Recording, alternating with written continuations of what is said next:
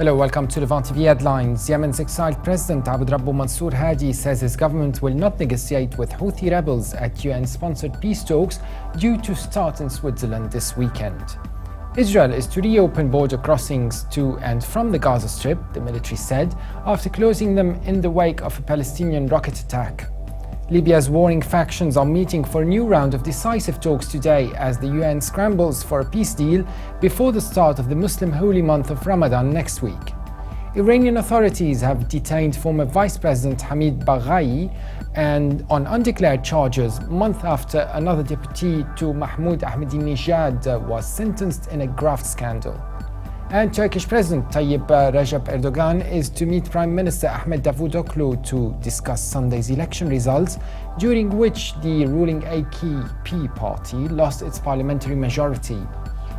Now let's have a look at the top headlines in today's newspapers in the Middle East. Starting with the Egypt Independence, which leads reporting that Egyptian President Abdel Fattah al-Sisi reproached police and criticized his government on Sunday, a year after he took office, after critics accused him of allowing human rights abuses to flourish and doing little to boost jobs. The paper also reports that Egypt, Italy and Algeria's foreign ministers have stressed there is no room for military intervention in Libya and have called for the formation of a national unity government, which is in line with UN envoy Bernardino Leon's efforts as soon as possible.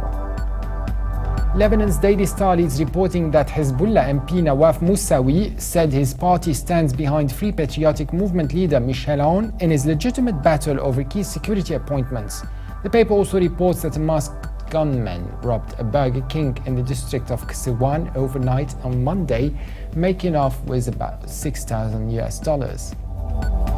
From the UAE, the Khalij Times leads reporting that Turkey's Islamic-rooted Justice and Development Party, the AKP, won the most votes in Sunday's election, but has lost its parliamentary majority and will need to form a coalition, according to official results based on 98% of votes counted.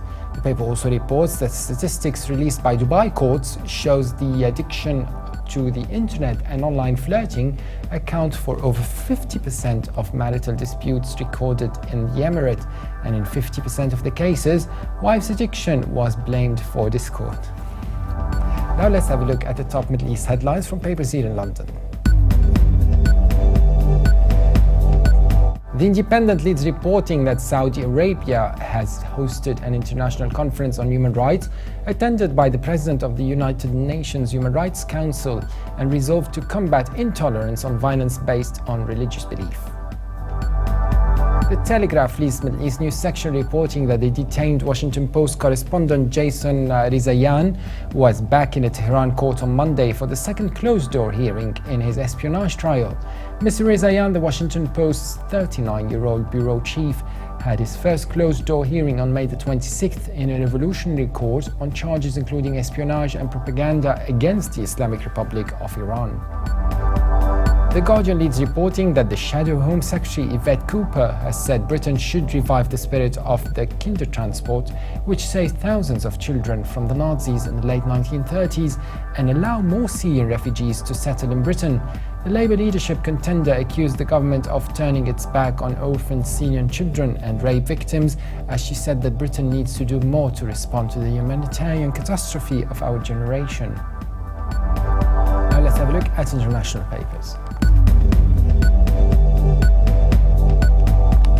Germany's Deutsche Welle reports that members of Syria's opposition are preparing to meet in Cairo on Monday and Tuesday to discuss a roadmap to end Syria's 4-year war that has left hundreds of thousands dead. Badr Abdelati, a spokesperson for Egypt's foreign ministry, says Egypt only seeks to bring Syrian opposition figures together, but the country's staunch opposition to Islamist groups has sowed distrust and left critics questioning Cairo's motives.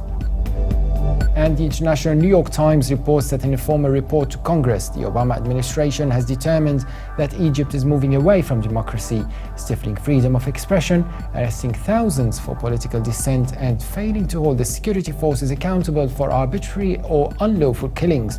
The administration concludes in the same report that Egypt is nevertheless too important to national security to end the roughly $1.5 billion a year it receives in American aid, most of its military.